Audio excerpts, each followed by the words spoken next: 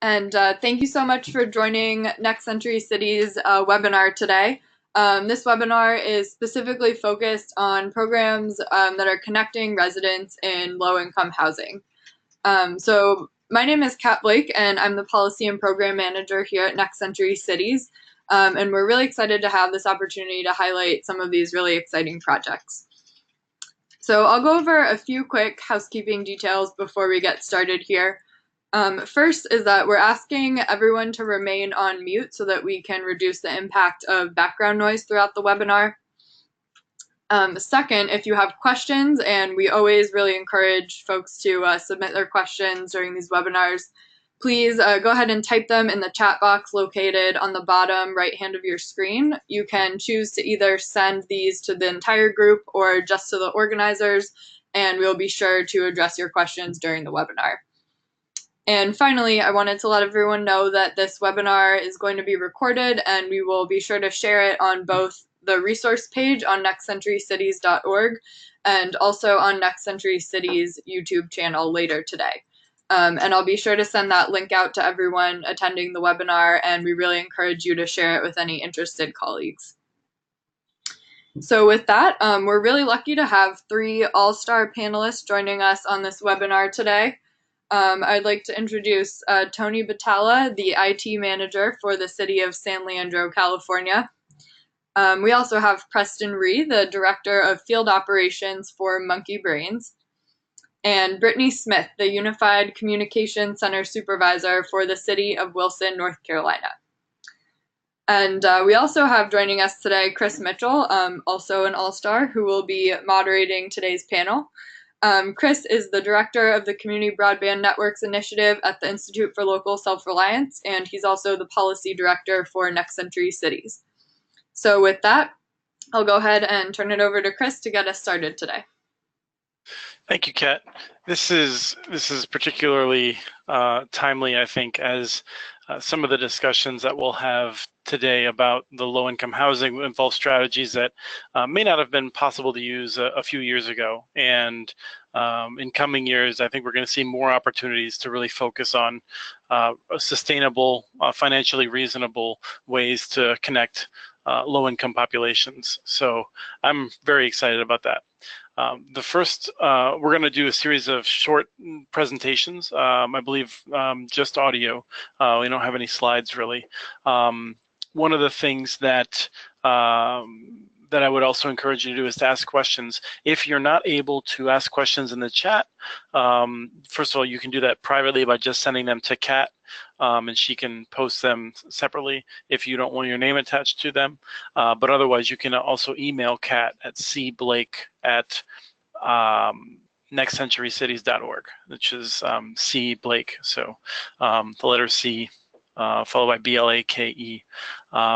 So I'd love to get your questions, roll them in at any time, but we're going to go through our presenters, and I may interrupt them only to ask a clarifying question or clarify an acronym.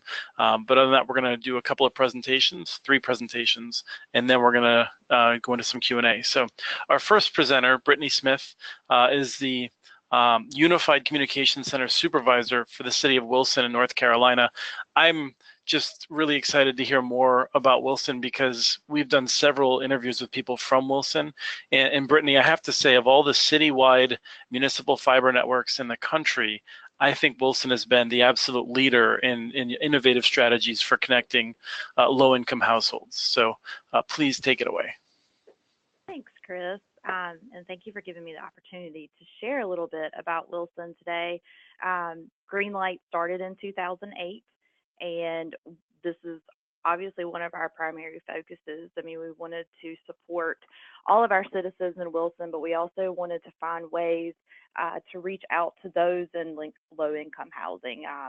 We service schools, businesses, obviously residential. And since we started, we always serviced Wilson Housing Authority, as well as other low-income housing in Wilson. But they were first on our priority list when we started installing customers. And over the years, we noticed that there was a trend, which would be normal for low-income housing, in that there was constant turnover. Our churn rate, just looking at it, we're trying to figure out what's going on here. And so we would look into it more, and every year we would see where these apartments, even if we could find out people didn't actually move out of that residence, they just fell off because they could no longer pay the bill. So about 2 years ago, we collaborated with Wilson Housing Authority to offer our 50 meg service, which is the starting service for everyone. It's usually $34.95. We worked with them to do a $10 rate for everyone at the Housing Authority. It's something that's included in their rent. So they actually do not pay that to us. They contact us individually to let us know that they do want the service. We go out, we install everything for them. They have an option if they want to get a wireless router with us. That is a cost. It's $9.95 a month, or they could get one through the Housing Authority, which is no cost. And then we just add that on to the Housing Authority's bill, and it's included in their rent. So they don't ever have to worry about, number one, being their wireless service being cut off, because obviously the Housing Authority is going to handle all of that for them. Hey, Brittany. Yes. I'm sorry to interrupt. We had one person just asked if you could talk a little bit louder. I don't think we have any way to push. I actually can hear you well, but just for some people, it might be helpful if you can speak a little louder. Sure. Thank you. Tell me is this good? Yes, I think that sounds very good. Okay. So anyway, we started with that $10 a month 50 meg service. And even then, we would still see some issues popping up. And so we figured or realized, I mean, the internet was great. And that is our, again, primary focus is to provide internet service for those who can afford it and then have the luxuries of being able, well, it's not even a luxury anymore. People say it, but I mean, really, kids need internet at home. It's not a thing anymore, just for video games and whatnot. I mean, they need that to do schoolwork. People need the internet to search for jobs. But we found that we were still seeing some issues there with people keeping the service. And we realized it's not just the internet, because that's all the Housing Authority is going to assist them with. It's video and voice service as well. So we looked into an option for prepay, and this gives those customers, they can actually go in, set up an account online. We'll set it up for them, and they can put the money, whatever their monthly bill would be with the video service and voice. Again, internet is excluded because that's being paid through the Housing Authority. But they can go on there if they were required a deposit. Like if we were looking and said, when running the credit check, you're actually going to have to pay a deposit to get service, of course that's going to deter them from signing up. So they can, the deposit is waived if they do prepay. Then they get notifications constantly when they are dwindling. So they can go in on that account, or they can come into the office or pay over the phone and put money towards that account. So it's not, it's just giving them the opportunity so that they're not being disconnected for non-payment.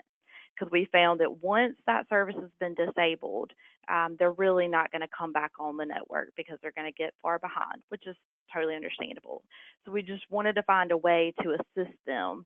And this has actually been launched to all of our customers now, but it originally started there with our low income housing, and we have really seen the benefits over time. We're right at 10,000 customers now here in our 10th year, so we're very excited about that. That's wonderful. One of the things I understood about your system as well is that you are able to offer a lifeline to people who have become indebted to you. And so, with a number of the national providers, if I owe Comcast money from past debt, I cannot get service until I've made good on that. But I believe your prepay service allows people to pay down some of the debt, but get connected while they're working on it. Is that right? Exactly. I mean, we can set them up so they don't have to pay anything up front. As long as they understand that we're going to divide this out pretty much, and then your new bill is going to be included in there. But again, it's something that they can get paid off in 6 months versus having to get all of that money, that lump sum at one time just to get service. Great. And this is a broadband service that you're talking about. There's a question about landline or mobile, and but you're talking about this is a service that's focused on broadband.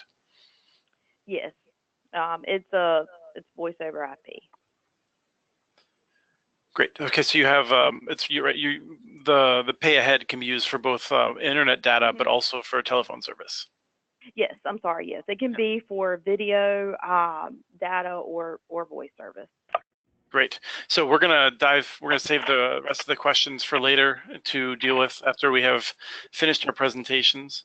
But thank you for getting us started, Brittany. I'm gonna turn now to Preston Rhea, who I've known Preston for a lot of years. He did really great work with the Institute or the Open Technology Institute prior to joining MonkeyBrains, which is one of the most impressive urban wireless ISPs or WISPs in the nation. What they're doing in San Francisco is tremendous, and the technology's really exciting with where it's going. So Preston, with that, do you want to tell us what you're doing with these public housing units? Yes, absolutely. You can hear me now, Chris, is that right? Yes, we can hear you well. Yes. Awesome. So hi, everybody. I'm Preston. MonkeyBrains is a wireless internet service provider, or WISP, in San Francisco, California. It's been around for about 20 years now, founded by a couple of folks in the Mission neighborhood of San Francisco, mainly as a colo and dial-up service back in the late 90s, and has since evolved in this decade into a sizable WISP. Straight to it, what I am doing and what we are doing with public housing in San Francisco, we worked with a couple of years. We started working with a public housing site in the Hunters Point Bayview area of San Francisco, which is in the southeast part of the city. It is one of the last majority Black and working class neighborhoods left in the city. It is also, as a side note, if you have heard recently, there's been a scandal with the cleanup of some waste there from the time when it was a Navy base. But also a lot of the housing that was naval housing became public housing. And there has been some redevelopment of that housing under the federal RAD program to sort of reconstruct a lot of the housing stock there to make it more up to date. And MonkeyBrains was invited in by the folks who are now managing that housing project, who had a budget specifically for that housing to upgrade basically the internet capability. And we worked out something based on the principle that this is already, affordable housing. There's other internet programs that sort of require individuals to go through some process or rigmarole for the individual to qualify for reduced cost internet access. But we saw that when we were going to be able to provide top class service, gigabit to the unit, not just throw a bunch of wireless access points everywhere, but actually provide gigabit to every unit of housing there, and do it and we sort of decided to do this as a sort of example of how you should treat public, infrastructure for people who are in affordable or assisted housing. So as we started embarking on that and succeeding in getting gigabit internet to the housing, we also began to install a whole bunch more affordable housing and single resident SRO housing, single residence occupancy hotels with the help of a grant that was specifically for infrastructure development through the California PUC called the California Advanced Services Fund. And that enabled us to work with a few different housing providers to provide same class of service, gigabit internet, directly to the unit to about 1,100 housing units. And then as we were doing that work, we were really lucky to get to partner with the city of San Francisco, who had a great vision to basically say, you know, the city of San Francisco could pull fiber to public housing units. And then with an ISP like MonkeyBrains, we could light up that fiber, bringing gigabit internet directly to every unit, as well as, of course, supporting wireless access throughout the building. And that this would be a great way for the city of San Francisco to both pull public infrastructure and provide really key infrastructure that is not just for, you know, businesses, and it's not just for something like public safety radios, although it's also for that. But now the fiber that the city pulls is also directly being used to provide access to thousands of affordable housing units. So that is a project, the public housing broadband project, that has been going on. And again, for MonkeyBrains, you know, what we're trying to demonstrate here is it is possible and good to provide that service, basically, which is at no cost to the residents. This is in the places where we got infrastructure grants from the CPUC. You know, California Public Utility Commission. That's right. Sorry, my apologies.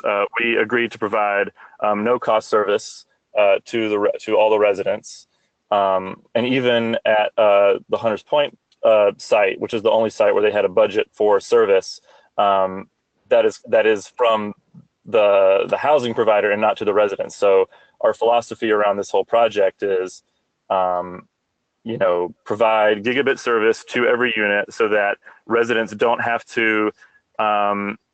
So residents have the power to take that service and do what they want with it. They don't have to like beat their head against maybe the Wi-Fi doesn't work for them, right?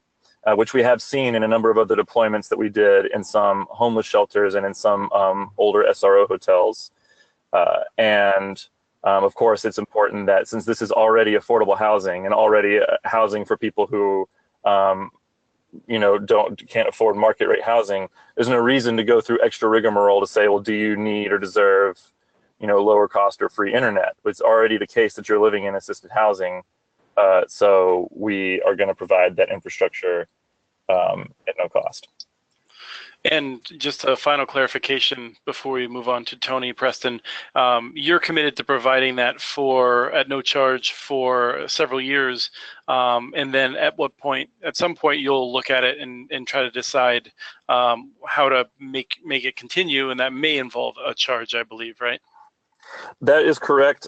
We've agreed to provide no charge to the residents for 5 years. And after 5 years, we don't have like a stated plan of exactly what will happen. Just that at that time, you know, that we'll have to revisit basically what is happening with the project, what's happening with the infrastructure, and what makes sense.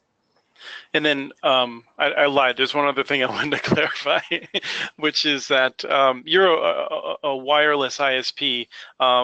The way the network works is that you often, if you don't have a fiber connection to a facility, you can do wireless to the roof at a very high capacity, and then you can distribute that signal around a campus or a building with wires. And if I'm correct, one of the things you'd like to impress upon people is the need, if there's an opportunity to wire things well, to do that ahead of time. That's correct. Thanks for reminding that. One key part of our sort of contribution to this partnership that we believe is shaping the ability for us to do this at no cost to the residents, actually, is that, you know, the walls are open in a lot of these places as they're redeveloping them. And as long as the infrastructure is appropriate, it's well done, there's modern wiring, Cat5, multiple Cat5 cables ideally, which allows you to do full gigabit Ethernet to every unit, as well as still have some wire left over for other purposes like plain old telephone service or alarm systems or intercom if you want. as long as the infrastructure is up to these standards, which we have worked with the Mayor's Office of Housing and Community Development in San Francisco to establish these standards, and they communicate them to project developers, then we are able to do this, and it's just not that much work all told. And of course, the other advantage is that once this infrastructure is in place within the building, if something were to happen in the future, MonkeyBrains can't provide this service anymore. There's another provider who comes in, who knows, or residents simply want a different provider. The infrastructure within the building is already in place to make those swap overs extremely easy, and aren't going to require a lot of manual labor to provide new service for different service providers. Thanks, Preston. We'll be back with more questions after our third presentation. Tony Batalla is the IT manager for the city of San Leandro. And when I first met you, Tony, we were on a panel together. I was moderating it. And I think my first question to you, I gave you a little bit of a warning, was pretty harsh. And you took it very well. So I'm excited to learn more about what San Leandro is doing for the low-income populations around it, or I'm sorry, within it, because the city's been quite innovative and thoughtful in solving its other internet problems. So please let us know what projects you're working on. Oh, thanks for the intro, Chris. And I don't remember what the question was, but I'm glad to hear that I handled it well. You did. But everything we've done is open to a critical eye, and I think that helps sharpen us. So for those on the call that aren't familiar, what really kicked this into gear was about 7 or 8 years ago. The city entered into an agreement with a local startup company to create a public-private partnership to build a gigabit broadband service for the businesses. So a fiber optic network that sold gigabit internet service to our local businesses, and it was really about economic development. And so the city offered its empty conduit, and this provider pulled in their own fiber, and then they in exchange gave the city fiber for its own use. And it's connected 400 businesses since then, and it's maintained our biggest tech company, OSI Soft, is connected. So it was really a focus on economic development. But along the way, we started to see, how it could be utilized for other purposes. And San Leandro certainly has. We have 17 low-income housing developments within the city. It's 16 square miles. 22% of our residents don't have a home internet connection. We have a significant amount of, all the schools are Title I. So there's a lot of need in the community. And we've gotten to a point, we've deployed public Wi-Fi. All of our city facilities, our parks, our downtown spaces, our marina shoreline, all have Wi-Fi accessible, and we see plenty of people connecting and using it. But it's only been recently that we've started to been able to really attack the digital divide, and primarily it's taken someone to be a champion for it internally and say, let's utilize this resource. So some of the things we've done is we've connected 4 of those developments, and as new ones are developed, we're a lot in line with what Preston said. Is we've tried to put together a package that we can give to developers, like guidelines that say, when you're building this, make sure you build in a lateral and connect to our fiber network. Make sure that you pull Ethernet cabling through the entire unit so that we're ready to go. And then, we look for funding opportunities in order to light them up. I think, the in-unit is the holy grail. So if we can deliver public Wi-Fi into the units, that is, the gold standard. We haven't got there on any of those projects yet. The ones that we have connected are only in the community spaces. And so the goal is to get to that next step. And I think, Preston mentioned a few of the things we're exploring, which is the CPUC grant opportunities.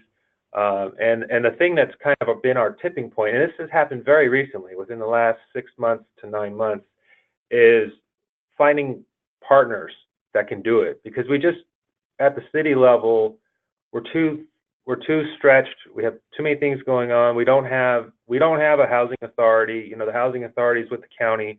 We have one person in community development who works on housing, and that's for all housing in the entire city. We have me in IT, you know, who's got a whole IT department to run on top of trying to champion digital inclusion and how we can use our fiber assets for these causes. So what we've done is we located partners, and one of these partners was Tech Exchange, which is based in Oakland, and they are, you know, they refurbish computers. So we have an agreement where we give them all of our surplus equipment. They refurbish it, and then we host tech fairs in the community to give those away with digital literacy training, and we do this through our public library. In fact, we're planning a tech fair for December, which we're going to announce publicly on October 1st at the City Council meeting. And we're really excited about that. But the point is that those partnerships now can enable us to go back into these low-income developments and do digital literacy training on site. We can, you know, be competitive for grant opportunities through the CPUC. And so for us, that's been the turning point. You know, trying to do it on our own, we're only able to get so far. And I think now, with that partnership in place, it's setting us up to really start to make a big difference in the community. So, takeaway: we have, you know, 8% of our low-income housing developments are connected to our fiber network. They have Wi-Fi in the community zones. We're working with developers to figure out how we can get those in unit, and we're looking for partnerships all the time. And I mean, Comcast is a great partner too. We're going to do an event with them, a Comcast community event, where we help, you know, promote the Internet Essentials package, and we make sure that they have that digital literacy training from Tech Exchange. So there's no one arrow for us. It's trying to put all this together into a big package, and then provide these services and kind of get competent at it, which is something we're only starting to figure out. And it sounds like Preston and the other guests are pretty far ahead. So we can learn from you, and I look forward to that. Tony, I'm curious if there's a budget in the city for this sort of thing, or is this a matter of you use your budget as the IT manager to seek out grants and things like that? Because even just writing grants obviously takes some amount of time and money. Yeah, no, we don't have a dedicated fund. That's something that I've talked about internally and kind of advocated for, is to get some funding. But I can usually find funding within my own budget. But you know, you're right. Right now we're applying for a grant through Mobile Beacon to create a library lending hotspot program at our public library. And you know, it's me and someone in the library spending whatever free time we have working on this grant. But I think, you know, as I said, we're kind of in the early stages, and once city leaders see the success of these programs and they start to see the results, I think it'll be a lot easier to get funding. And then as we do this and get good at it, we'll start to be able to apply for some of these other grant programs and be competitive for them. So I'm pretty hopeful that we're going to pull this all together and develop a really strong digital inclusion program that, you know, is pretty widespread and touches on all this, and the low-income housing units are a big part of it. So we can move into the Q&A portion. People can ask additional questions. One that just came in, Tony, for you, that follows up and wraps up your specific time dedicated on the stage, is: do you have a sense of what the cost is for the households in the areas that you're serving? Is it just free because it's sort of available in the common areas? Yeah, so for those particular developments, that's free. So as those units were built or converted, like they used to be market rate apartments and they were converted to low income, they paid for the cost. The developer paid to pull in a lateral, and that could be, you know, $5,000, $10,000, $20,000. Although we are developing a subsidy program that would allow low-income housing developers to apply for a grant directly from the city to subsidize the cost of a lateral connection. And then we provide city bandwidth. So we have a 10 gigabit internet connection here at City Hall that services all of our internal internet and public internet, and we let them connect to that, and so they get the bandwidth for free. Now, obviously, if we were able to expand and to deliver, say, to an 80-unit development, we would have to look and see what the impact would be on our bandwidth. But the truth is, and I have the reports and I look at them, we use a fraction of that. We use maybe 250 megs a month, and we're paying for a dedicated gigabit connection that can burst to 10 gigs. So the analogy I make is, and you may have heard me say this, Chris, in one of these presentations, is it's like farmers who grow apples, and then they, in the supply chain, they end up having to throw away this big, like whatever fraction of their apples just get tossed. They're perfectly good, but they just don't make it to the market. Well, that's what we have with bandwidth. We have a surplus of bandwidth at City Hall and no supply chain to get it to the people who need it. So that's what we're trying to build, is to figure out is how to build that supply chain, because every month we're literally throwing away lots of good apples. I like that. I had not heard you say that before, but I quite like it. We have a really good question here I'll get to in a second, but first I wanted to provide Brittany first, but then both Preston and Tony can jump in. Let me just, do you have any comments about what you heard from the other panelists? Did anything spring to mind that you think would be useful to share? And Brittany, I'd like to start with you. Sorry, I'm here. Well, it's interesting listening to both stories, because I know some of those are, I think, Tony, didn't you say you guys have just started, correct? Yeah, we've just put together. I've just started to make this a cause that is, I'm pushing in the city to really look at. Right. Yeah, and it's just interesting to hear that too, because for us, it was something, we've been doing this now for 10 years, and you think that eventually you're going to have everything mastered, and each day will just be pretty much the same as the next. It's just Groundhog Day, but it's like every year, again, when we sit down and look at the year before, we try to figure out what exactly can we do to improve not only our level of service, but just to really connect with our community. What can we do to better service everyone? We thought for a long time everything in the schools, and we focused strongly there too. But then we still were looking at affordable housing. We have recently, there was a new development which is for elderly affordable housing, and so that was just developed this summer, and we went out there initially and installed all the fiber, and then now they're each moving in, and not that we don't treat all of our customers the same, we certainly do, but we have paid even more extra attention to them, because I think sometimes that's what gets overlooked with our competitors, is they just do not understand the technology and how it operates.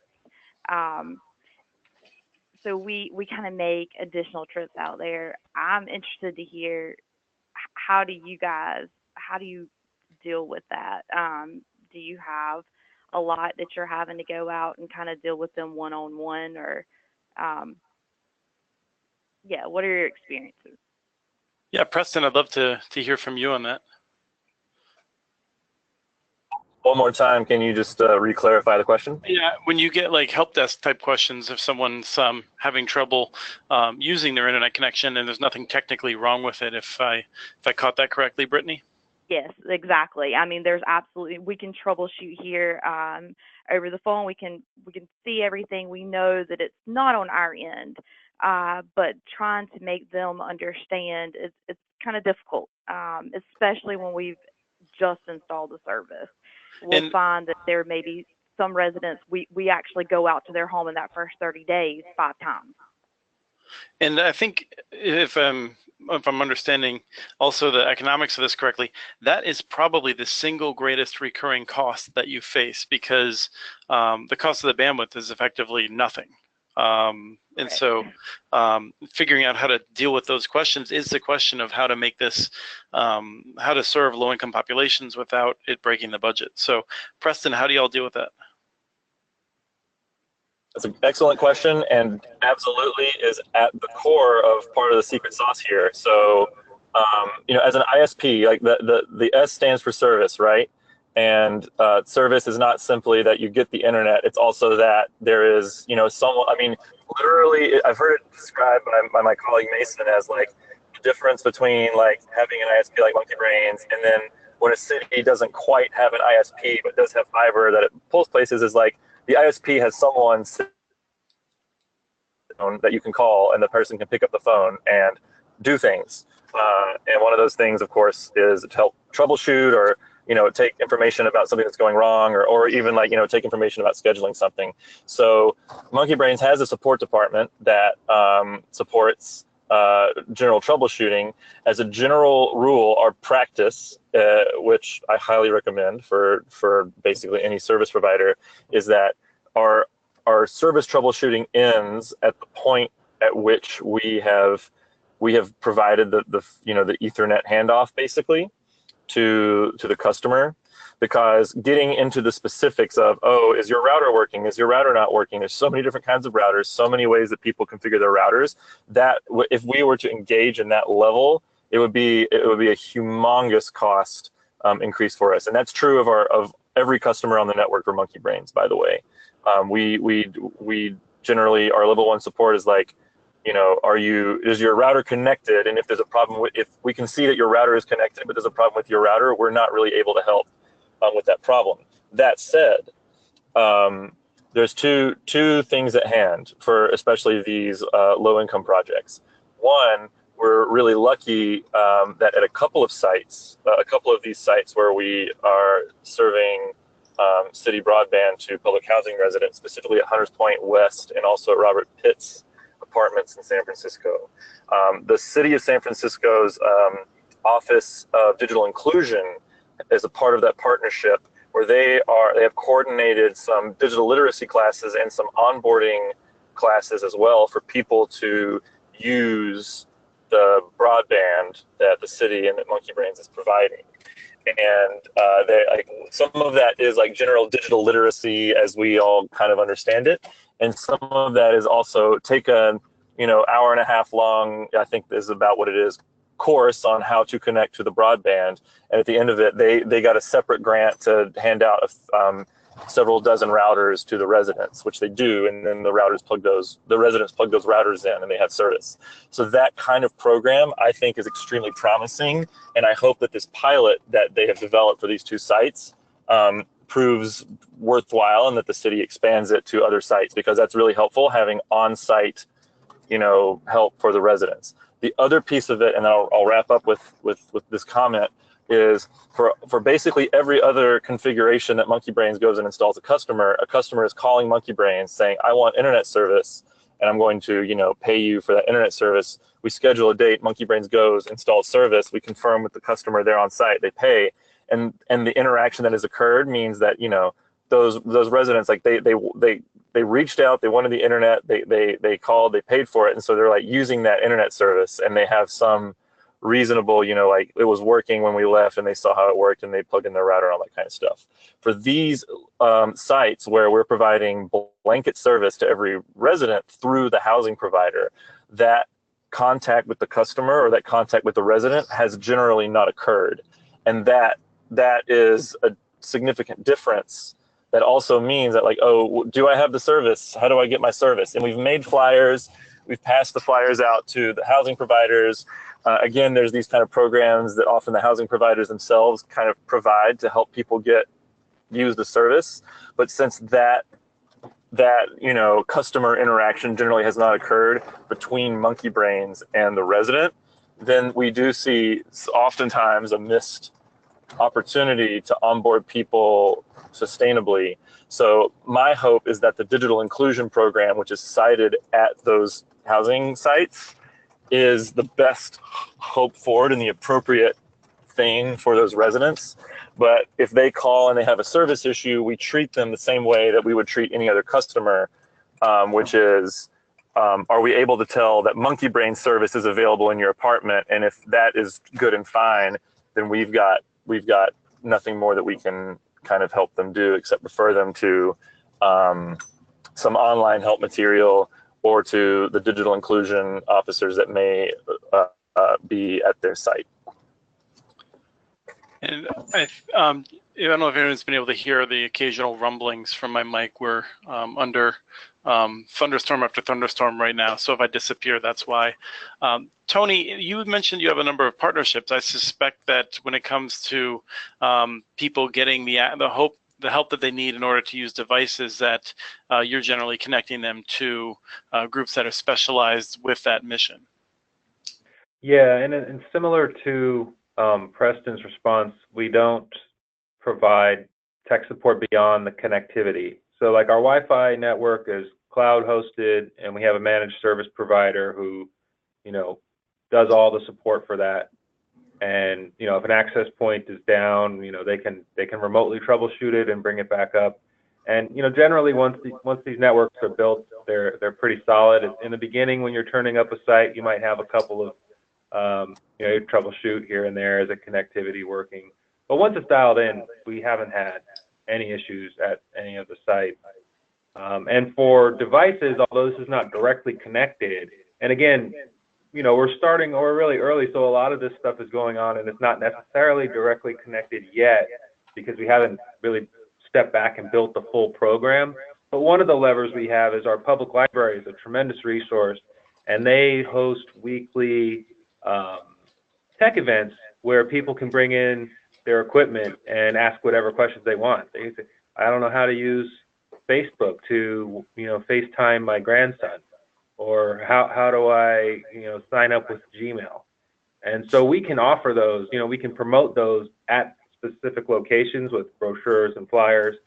And so it's kind of tangential. It's not directly connected, but if someone is in a location where we offer free Wi-Fi and they can't figure out how to get it, or once they're on it, they don't know how to do the things they want to do, our library has volunteers who come in from the community and will offer free tech support. I think that's like every Thursday for a couple of hours.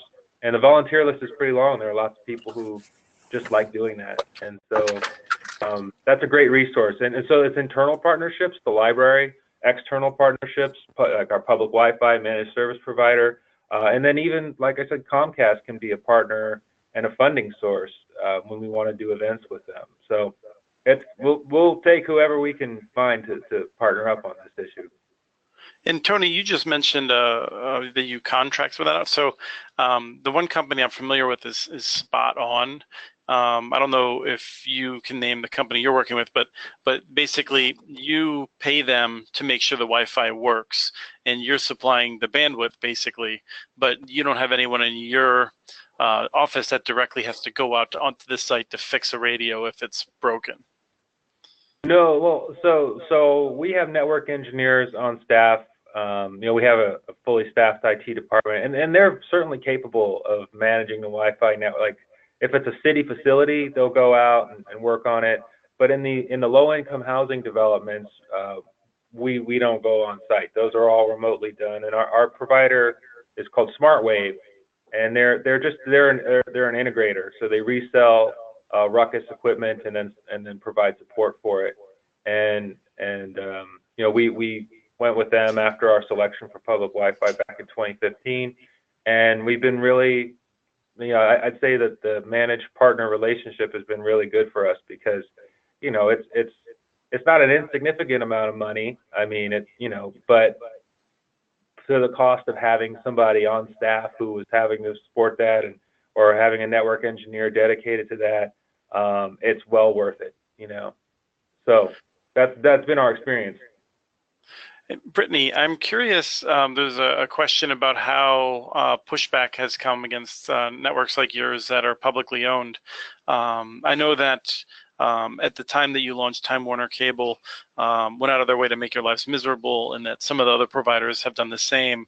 Have you seen any specific pushback relating around your low income work, or has there been any reaction from the incumbents as you've done some of these things?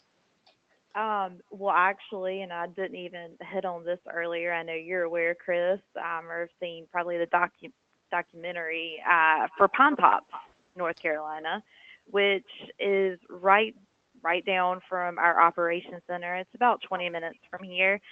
A few years ago, we were given the opportunity to go to Pine Tops and provide service to them.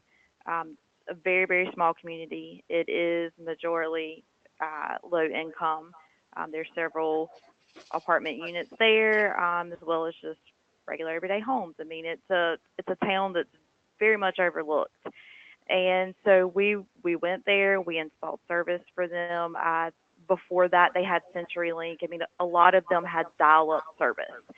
So the community was also just completely dying off because businesses were having to leave. They couldn't support their business there when they can't even get just what we would consider basic internet. So we installed the service there, and then after that, within a few short months, we found out that the law was changing and that we had to leave Pine Tops. Pretty much all of our competitors were headed to D.C. to say what we were doing was against the law. And all we were trying to do was just help this community survive. They had no interest there whatsoever because it would not be a profit for them until we were there. And we have continued to fight that battle. I wouldn't say that we have lost. We have to remove ourselves. We got word earlier this summer that we have to leave. But what we did there, we were told that we had to leave if another competitor came in and provided the same level of service that we're currently offering them. And Suddenlink has come in, and they have built their network throughout Pine Tops, and we are removing ourselves. So even though we have to leave, we at least have given them the opportunity to have high-speed internet. Thank you. Preston, I know that one of the things that you did was you're working in some of these buildings in areas where they used to pay Comcast, and now you're providing a much higher level of service. I'm curious if you have any sense of, as you look to other buildings, if there will be any pushback from providers that are used to trying to get those contracts. That's a great question. So what we have learned in this process, and again, this is all about the infrastructure that is built in the built environment. I just really want to reemphasize that when things are getting built, build them the way that is like the good and right way that physically supports open access to providers. And then the costs, ultimately the costs to the people buying the service will be greatly reduced because the amount of labor and equipment necessary to provide service to them will drop. Hey, sorry. I think it's worth just exploring that for a brief second, and also a reminder. I suspect that many of these things that are going to be built, they're going to be unchanged for 30 or 40 years probably. So when you say that, I mean, is it just a matter of making sure that the wiring is independently owned, or are there other factors? There's a factor of both, and to your point about the built environment lasting, for decades, we're at an opportunity at the moment because the RAD process means that a lot of these homes are being heavily redeveloped. So right, that said. Sorry, I'm just going to keep interrupting you because I'm a mean person. The RAD is it's a specific project within housing and urban development that has to do with transferring ownership of the buildings. It's more complicated than that, but you can look into it if you're interested, folks. Right, it's a federal HUD program. RAD is a federal HUD program. Anyway, having said that, there's a few different angles to that. Yes, one of the components is you want the building effectively to own and manage its wire. It's not great for residents to get equitable and high speed access at a fair or effectively negligible price if the provider owns the infrastructure that delivers all of the infrastructure within their building that delivers them that service. So the other piece of it as well is kind of wiring. I mean, MonkeyBrains uses almost ubiquitously within buildings, we use Cat5 or Cat6 cable to deliver Ethernet over copper, but we're also excited and able to use fiber PON systems. The key there again is that the fiber PON system is laid out in such a way that swapping service providers and swapping technologies to deliver service over the fiber PON system is not exclusive to the technology that a single provider is able to use. And the way to get all of that we found is a couple of steps. One of them is one of my colleagues loves the song in Hamilton, I Want to Be in the Room Where It Happens. And there's literally a meeting for every building that is of any sensible size where the contractor is like, okay, you are this provider, what do you want? Or okay, you're that provider, what do you want in the building? And they say what they want, and the contractor says, okay. So that's how we wind up with a lot of buildings that exclusively have nothing but a single coax cable or two coax cables, but no Cat5 or not even the infrastructure necessary for plain old telephone service. Or there's even new build buildings in a lot of luxury high rises, or even in some of these new public housing buildings that only have a single proprietary fiber PON system that's all joined together in a way that doesn't allow for splitting out service by different providers. So we found that part of it is being in those meetings where it happens, but it's hard to do that for every single building. So the approach that we've developed in partnership with the city is to develop a draft standard for how, when new buildings get built or when buildings get renovated, what are the things that you need in order to ensure that service providers are able to easily, in a standard way, get in there, not cut each other off and not crowd each other out too much, and provide top-class service through the infrastructure in the building to every room in the building. So we're developing that draft standard. Really, it's the Mayor's Office of Housing and Community Development that's developing that standard, and we've already seen that that standard is not like officially adopted, but we've already seen it used in several of the buildings that we're working in, and it's made things so much easier. We spend a lot less labor on it, and that is, that is what is able to make it possible for the residents to pay nothing for the service. And can you share that draft standard with us so that we can spread it around? I'll scare it up in its most effective recent form, and I'll email it to you. Thanks. Tony, you've mentioned several times that Comcast is a partner for you. I'm curious if you have any advice for how to approach the existing providers to get some good results. Well, it's interesting because it is the genesis of some of that is that after one of these low-income housing developments was converted, it was an old apartment, and then it was converted and connected to our fiber network, and we lit up the community space. The Comcast then gained exclusive marketing rights for the property. So the developer, I guess, sold Comcast the exclusive rights. So and I think it's like a 10-year agreement. So they're the only provider that can market their service.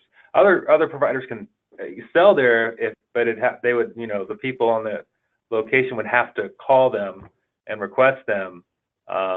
They can't. No one else can market on the site. So Tony, the fact that they were there. If you don't mind, I just want to provide a little bit of context for folks. The FCC has made exclusive contracts unenforceable.